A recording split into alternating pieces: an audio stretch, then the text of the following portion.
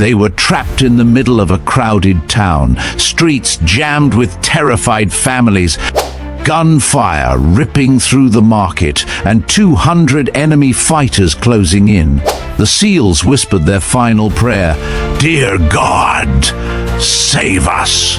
But then, from the top of a crumbling minaret no one thought could be climbed, a single shot cracked and everything changed. Who pulled the trigger? Not a SEAL, not air support, but a woman mocked as Porcelain. Dead weight, a mistake on the mission. By sunrise, she wasn't Porcelain anymore. She was the ghost who turned the tide. Stick with me, because what happened next will flip everything you thought you knew about war, and before we dive in, hit subscribe to A Simple Woman's Stories so you never miss the legends they tried to bury. They were trapped in the middle of a crowded town, the narrow streets jammed with families screaming and scattering as gunfire ripped through the market stalls. 200 enemy fighters surged in from every direction, their weapons cutting down anything that moved. The SEALs, 24 of America's best, pressed their backs against the crumbling walls of a schoolhouse, ammo dwindling, comms jammed, no air support coming. Captain Marcus Hale's voice was a growl in the chaos, but even he could not mask the desperation. "Hold the line, hold it." His men were already whispering their final prayers. One voice carried over the noise, young Ethan Ward clutching his rifle with trembling hands. "Dear God, save us." And then, when hope was collapsing, a single shot cracked through the storm. It wasn't from their perimeter, not from their rifles. It came from above, from the impossible height of an old minaret overlooking the square. The heavy machine gun that had been tearing into their position went silent, its gunner tumbling from the rooftop. Heads turned upwards, searching. Who fired it? Not one of them. Not air support. No one even thought it could be possible. And yet, another shot followed. Clean, precise, cutting down a squad about to flank them from the market. Something had shifted, something none of them expected. 6 months earlier, no one would have believed it. Elena Wolfe had arrived at Coronado Base in silence, carrying nothing but a duffel and a file that said, "Communications Specialist." She was 28, her hair tied back in a no-nonsense knot, eyes steady but unreadable. Hale had hated the order from Colonel Nathan Cross the moment it landed on his desk. A comms specialist embedded in his team was already a burden. But a woman? Hale didn't hide his disdain. He slammed the folder shut and said it out loud in front of her. "Porcelain. That's what you are. Pretty to look at. But one crack and you shatter." The name stuck like glass in her skin. Porcelain. The men repeated it, some with smirks, others with pity. Ethan Ward, fresh from buds, didn't even bother hiding his laughter. "She won't last a week." Training was merciless. Hale put her through every gauntlet, from endless runs in the surf to the stress tests designed to break even the toughest candidates. Elena fought hard, kept pace, fired clean. On the range, her bullets carved tight groups that shamed even the best shooters. But when they flooded the kill house with flashing lights, smoke, screaming audio, and the chaos of simulated combat, she faltered. Her breathing spiked, her hands shook, her shots scattered. Hale watched from the observation deck and shook his head. "Fragile," he muttered. The men laughed. The nickname hardened into identity. At night, though, when the barracks slept, Elena stayed awake. She slipped out to the range with earplugs and smoke grenades, forcing herself to live inside the chaos until it no longer broke her. She climbed ropes until her palms bled, scaled obstacles with sandbags on her back, and lay, prone for hours in the cold, staring through her scope at shadows until her eyes watered. She didn't argue, she didn't beg, she simply worked, silently, endlessly. Hale noticed, though he never admitted it. Once, late at night, he found her standing alone before the memorial wall, fingers tracing the etched names of the fallen. His eyes lingered on one name in particular, his closest friend's son, who had died in Panama under the command of none other than Colonel Cross.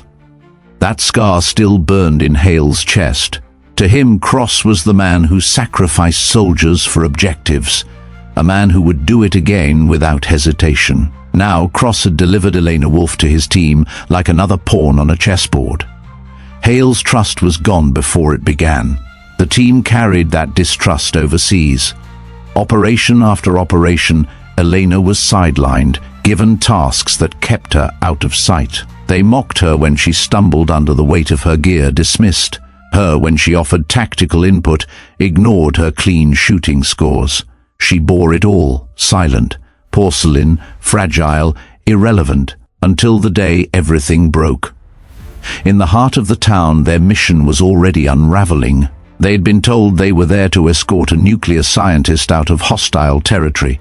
Instead, they walked into an ambush. Gunmen spilled from alleys, rooftops lit with muzzle flashes, RPGs arced into the streets. The civilians screamed, stampeding into the open, caught in the crossfire.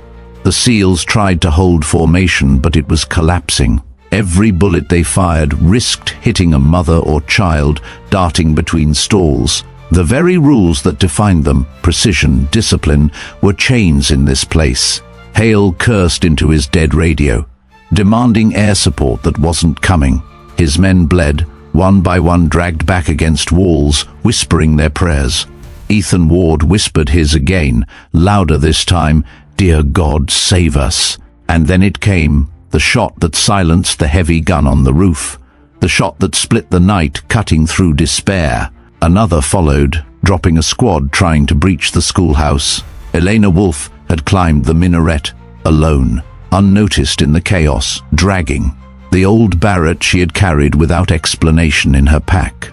The stone steps were crumbling, the height dizzying, but she had reached the top. Now her scope swept the battlefield with calm precision. One man, one weapon could not change the tide. That's what everyone believed, until she proved otherwise. 6 months before the chaos in the crowded town, Elena Wolfe's place among the SEALs had already been poisoned by doubt. From the moment Colonel Nathan Cross forced her into Captain Marcus Hale's team, the mood had been hostile. Hale stood in front of his men that day, the order still warm in his hand, and said what everyone was already thinking. "She's porcelain. One hit and she'll crack." The nickname rolled through the barracks like wildfire. Porcelain, fragile, pretty but useless. Elena said nothing. She carried her pack, found her bunk, and endured the stares. She had been through enough to know words would not change anything. Only time and action could. The training cycles were brutal. Hale made sure of it. He assigned her the heaviest loads, gave her the longest routes, doubled her shifts on radio duty. In the surf zone, she fought the icy waves until her lips turned blue, but she never quit. On the range, she shouldered rifles twice her size, every round finding its mark. She didn't flinch when others mocked, didn't retaliate when Ethan Ward muttered jokes about dolls and teacups. She absorbed it all in silence, but the stress test nearly broke her. In the kill house, smoke grenades pumped the room thick with haze, alarms screamed, strobes pulsed blinding flashes, recorded voices screamed from hidden speakers, women crying, men shouting, children wailing. Gunfire cracked in surround sound. The point was to simulate chaos so total that instinct would replace thought. Elena's breathing spiked, her shots scattered, her hands trembled so violently she dropped her magazine. By the end, she stood gasping in the corner, eyes wide and unfocused. From the observation deck, Hale shook his head. "Fragile," he muttered. The team below laughed. Ethan grinned. "Porcelain's gonna shatter before we even deploy." That night, she couldn't sleep. She replayed the failure over and over, each laugh like a knife. Instead of lying in her bunk, she went to the empty range. She set up her rifle in the dark, lit flashbangs she'd scrounged from the armory, blasted recordings of chaos through a speaker, and trained until her body stopped reacting to panic. Sweat soaked her shirt, her breath burned in her chest, but she stayed until sunrise. She would not let them be right. One evening, Hale found her standing alone before the memorial wall, fingers pressed against a name carved in the cold stone. David Cross, the son of Colonel Nathan Cross. Hale's jaw clenched. He died in Panama. Your colonel's orders killed him. Don't think for a second that man won't sacrifice you the same way. He left her there with the weight of betrayal pressing down, but Elena didn't move. She understood now. She was caught between two men, one who openly despised her and another who quietly used her. She had no choice but to carve her own path. When the team was deployed to the Middle East, nothing changed. Hale kept her at the back, dismissed her tactical input, relegated her to carrying comms gear. But Elena stayed silent. She carried more than her share, watched everything and waited. The waiting ended in that market square. The mission had begun as a routine escort, secure a scientist rumored to be targeted by insurgents. The streets were alive with normal life, merchants shouting prices, children weaving. Through the crowd, the smell of spices and dust hanging thick in the air. Then the trap closed. Gunfire erupted from rooftops, RPGs streaked overhead, panic swept through the civilians like fire in dry grass. The SEALs tried to form a defensive circle, but the tide was too strong. Bullets tore through stalls of fruit and fabric, bodies dropped, screams turned to wails. Hale barked orders into a dead radio, sweat stinging his eyes as he dragged one of his men into cover. Air support, this is Reaper 1, we need... Static. Nothing. Ethan Ward fired wildly, his voice cracking. They've got us surrounded. We're not getting out. A grenade detonated nearby, the blast tossing him to the ground. Dust filled his lungs. In the choking haze, he whispered it again. Dear God, save us. And then salvation came, not from heaven, but from above the square. A single crack split the noise. The heavy machine gun chewing into their flank went silent, its gunner tumbling from the rooftop. Another shot followed, cleaner than the first, punching through the chest of a fighter who had been seconds from hurling a grenade into the schoolhouse. The men froze, scanning the rooftops. Where's that coming from? Hale squinted through the smoke. High above, framed against the fading sun, he caught a silhouette on the old minaret. The impossible climb, the crumbling steps. No one had thought it could be scaled. Yet there she was, Elena Wolfe, lying prone, her Barrett resting steady, her eye behind the scope. The truth hit Hale like a punch. She had gone alone, while they were pinned and praying. She had climbed through the chaos, past panicked families, past collapsing stone, dragging a weapon almost as heavy as she was, and she had reached the top. Now every shot she fired was a lifeline thrown to the dying men below. Her rounds carved order from madness. One by one, enemy gunners dropped. Flankers fell before they reached their positions. A rooftop squad collapsed under precise, surgical fire. Civilians scrambled free as her shots carved paths through the chaos, never once striking the innocent. Hale's disbelief melted into awe. Porcelain, he muttered, but the word no longer sounded like an insult. It sounded like a myth taking shape. For the first time, the SEALs felt the tide turn. But the enemy was not blind. Across the rooftops, a glint flashed in the dusk. A counter-sniper setting up his position.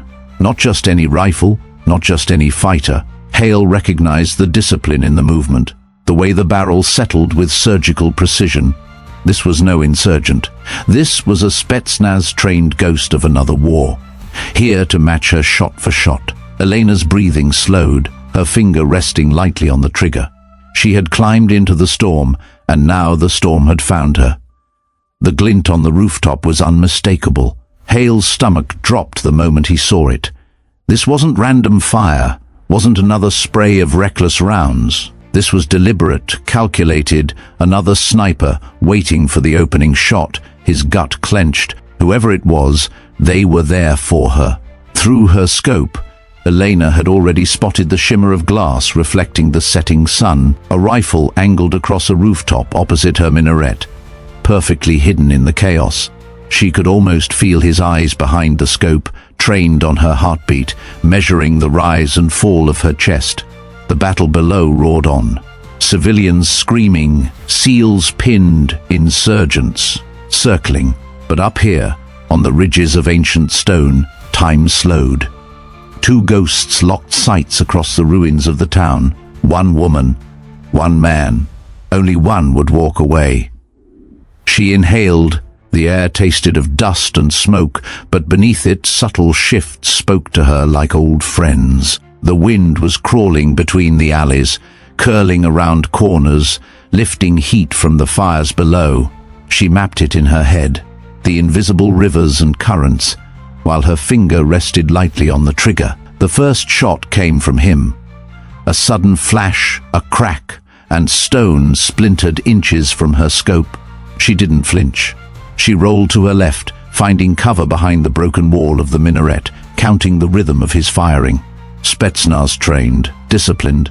He would fire, shift, fire again, never from the same angle twice. She had studied men like him in classified files, the shadows of Cold War training programs. She knew what he was, and she knew how to kill him. She crawled across the crumbling platform, dragging her Barrett into position, not where he expected her to be, but where the wind whispered she should go. Another crack tore through the air, a bullet carving dust where her head had been moments earlier. "Elena, talk to me," Hale's voice snapped through her earpiece, static warped but urgent. "Counter-Sniper," she whispered. Her voice was steady, clipped. "Rooftop, 2 o'clock. Spetsnaz." There was silence on the line, then Hale muttered, "God help you." She smiled grimly. God had nothing to do with it. This was between her and the ghost across the rooftops. The duel stretched on, every second a razor's edge. He fired, she shifted, stone and steel shattered around her. She returned fire, her shots carving craters into his cover, but never quite catching flesh. They traded silence for thunder, patience for violence. Every round carried death, every breath counted. Below, the SEALs watched in awe. Their survival hinged on her winning a duel none of them could fight. Ethan Ward's eyes tracked her silhouette on the minaret, whispering again, "Dear God, save us." And then, she saw it, the faint shimmer of heat rising from a chimney stack near his perch. He had shifted just a hair too close. Through her scope she caught the briefest outline of his shadow against the thermal haze. It was all she needed. She exhaled, her world narrowing to the line of her shot. She calculated the ricochet in a blink, stone, steel, wind, all conspiring to bend the bullet. Her father's voice filled her head again. "See the bullet's path before it leaves the barrel." She squeezed. The round screamed across the rooftops, struck a steel beam, deflected at the perfect angle, and slammed into his chest. His rifle clattered from the rooftop, his body collapsing beside it. The silence that followed was thunderous. One sniper had fallen. The other remained. On the ground, Hale's men erupted in cheers, disbelief cracking their fear. She got him! She damn well got him! But Elena didn't celebrate. Her scope swept back across the chaos, her heartbeat steady. For every enemy that fell, 10 more surged from alleys. The tide had shifted, but the war was not won. Not yet. Then she saw him. In the center of the chaos, shielded by layers of fighters, a tall man moved with deliberate calm. He wasn't dressed like them. His posture was military, his face sharp, pale against the dust of the town. He wasn't shouting, wasn't firing. He was giving orders, and men obeyed. Beside him, a steel-reinforced case was carried by 2 guards. Elena's blood went cold. That wasn't a scientist. That wasn't an insurgent. That was something far worse. Her comm crackled again, Hale's voice tense. "Reaper 1, we've lost visual on the package. Say again, package is not at the extraction point." She spoke without thinking. "It's here, Market Square, being moved." Hale froze. "What?" She zoomed in, locking onto the case. Scratches on the steel, Cyrillic letters faint under years of wear. A design she recognized from a classified file she was never meant to see. Her throat tightened. It's a nuclear case. Soviet make. Suitcase nuke. Silence dropped like a bomb across the comms. Even Hale, hardened by decades of war, lost his voice for a moment. Then, slowly, he whispered, "Cross, that son of a bitch." Because now it was clear. They hadn't been sent here to rescue anyone. They had been baited, lured into a crowded town full of civilians, pinned down, while another mission unfolded in the shadows. They weren't protectors. They were distractions. Elena's hands tightened on her rifle. She had been a pawn her entire career, used by men with plans too big and too cruel to care about the cost. Now she realized the truth. She wasn't porcelain. She wasn't fragile. She was the weapon Colonel Cross had been shaping all along. The man in the square, Viktor Orlov, ex-KGB, the last keeper of the Soviet bomb, turned, his head toward the minaret, as if he could feel her gaze through the scope, and when he smiled, Elena's world shattered, because Orlov didn't just carry the bomb. He carried her past. He cupped his hands and shouted something in Russian, loud enough for her to hear across the chaos. She didn't understand the words, but she didn't need to. The name he roared was enough. "Wolfe!" Hale's voice snapped in her ear. "Elena, who the hell is that?" She swallowed hard, her eye never leaving the scope. "The man who killed my father." The comm line went dead with shock. Below, Orlov gestured, and the steel case was lifted toward a waiting truck. If he loaded it, if it left this square, the world would change forever. Elena's finger tightened on the trigger. She had one shot, one chance to end it. But as she steadied, another voice crackled through her earpiece, one she hadn't heard in weeks, deep and commanding, carrying the weight of secrets she'd never wanted to face. Colonel Nathan Cross. "Stand down, Wolfe. This is bigger than you. Do not engage."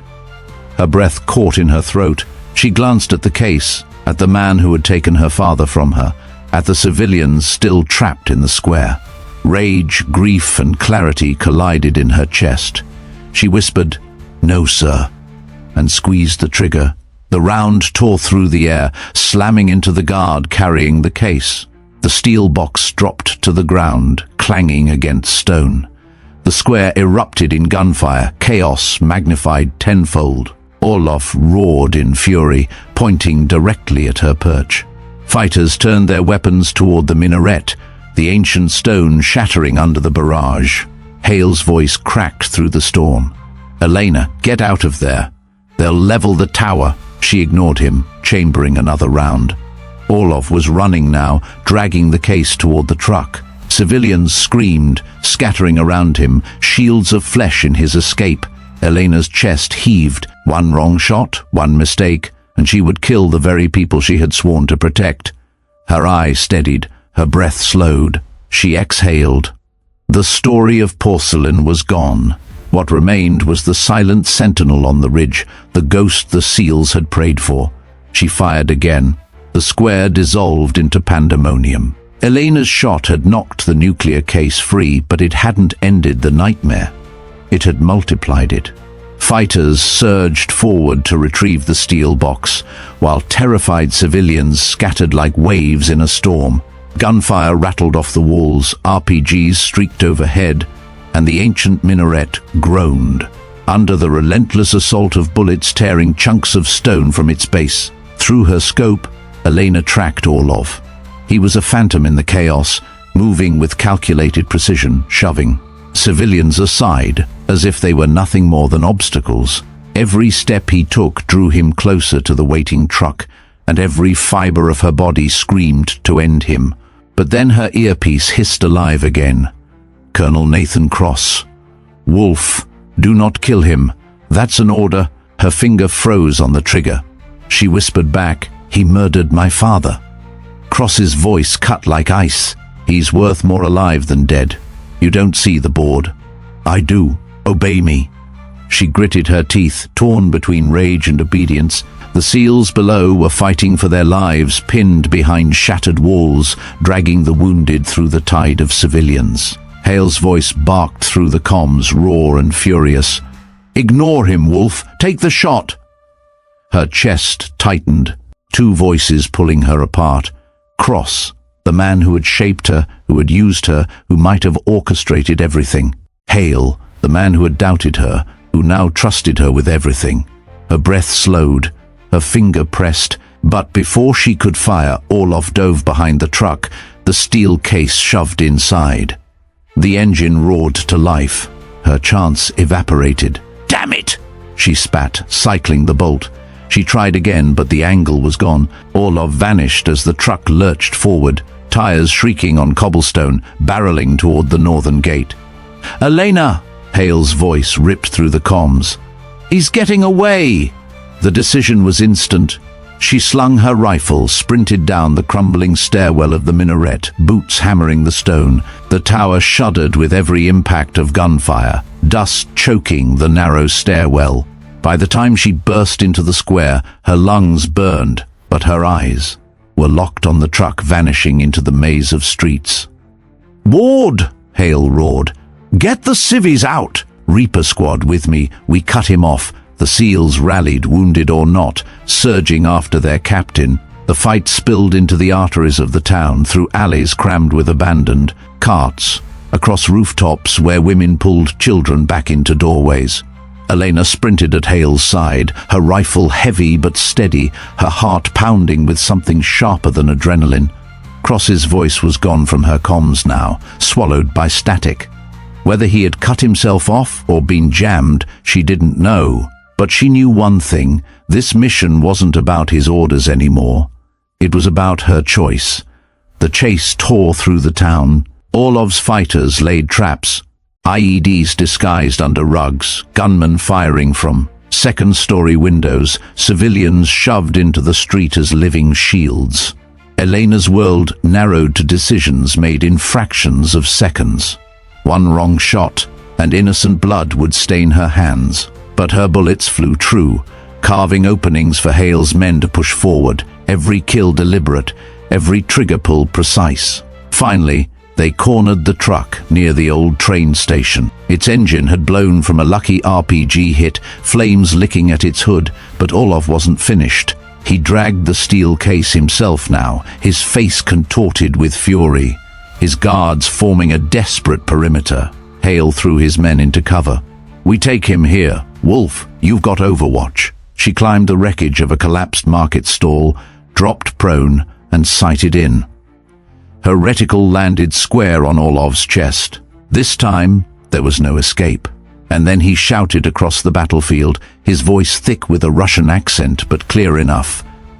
"Your father begged, Wolfe, begged before I shot him. Cross left him to die. He sacrificed William Wolfe like a pawn, just as he sacrifices you now." The words hit harder than any bullet. Her chest burned, her hands trembled for the first time all night. Hale glanced at her from cover, his eyes sharp. "Don't listen to him. He's buying time."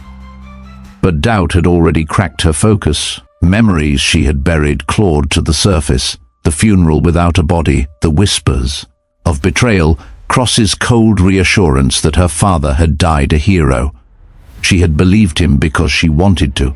Now Orlov had opened the wound wide. The case clicked as Orlov placed it on the ground. His hand hovered over a small black device. A dead man's switch. "Shoot me," he bellowed, "and the town dies with me." Every SEAL froze. Civilians huddled in doorways, sobbing, praying. The square felt like it was holding its breath. Elena's scope trembled over his heart. If he was bluffing, she could end him. If he wasn't, she would murder thousands with one shot. And then, from the shadows of a nearby rooftop, another shot rang out. Not hers, not Orlov's. Orlov's skull snapped back, blood spraying as his body crumpled beside the case. The dead man's switch fell harmlessly from his hand, clattering on the stones. Elena's breath caught. She swung her scope toward the rooftop and saw him. Colonel Nathan Cross, rifle still smoking. Her blood turned to ice. Cross had been here all along, moving unseen, letting her fight, letting her bleed, letting her prove she was the weapon he had crafted. And when the final moment came, he had pulled the trigger himself, seizing the victory she had earned. The SEALs erupted in confusion. Hale stormed forward, fury radiating off him. "You bastard! You used us! You used her!" Cross dropped lightly from the rooftop, calm as ever. He strode toward the steel case, his eyes cold, calculating. The mission is complete. That's all that matters. Elena rose slowly, her rifle heavy in her hands, her heart heavier still. She whispered, "You played us. You played me." Cross didn't flinch. "You were the only one who could have done it. Your father failed. You didn't. That's why I chose you." Hale's fists clenched, but it was Elena who stepped forward, her voice shaking with fury.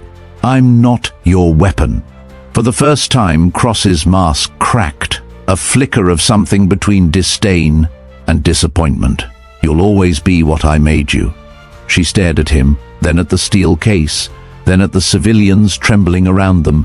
She felt the weight of every choice pressing on her. And she made one. She turned her back on Cross, walked to Hale, and pressed a data drive into his hand. "This has everything. Proof of what he did. Proof of what he's been running all these years. Make it public." Cross's eyes narrowed. "You'll regret this, maybe," she said, meeting his gaze. "But at least it'll be my regret, not yours." The sound of helicopters grew in the distance, rescue birds finally breaking through. The SEALs secured the steel case, herded civilians out of the line of fire, and prepared for extraction. Cross disappeared into the shadows, leaving only the echo of his presence behind. As dawn broke over the shattered town, the SEALs climbed aboard the helicopters, their bodies bruised, their spirits scarred, but alive. Hale sat across from Elena, studying her in the harsh morning light. For the first time, his voice held no disdain, only respect. "You saved us. You saved this whole damn town. You're no Porcelain, Wolfe. You never were." She didn't answer. She stared out the open bay door, watching the sun climb over rooftops that would never forget the night of fire and ghosts. When the helicopters lifted, the people below waved, their voices rising in cheers. To them, she was invisible, a shadow on a minaret.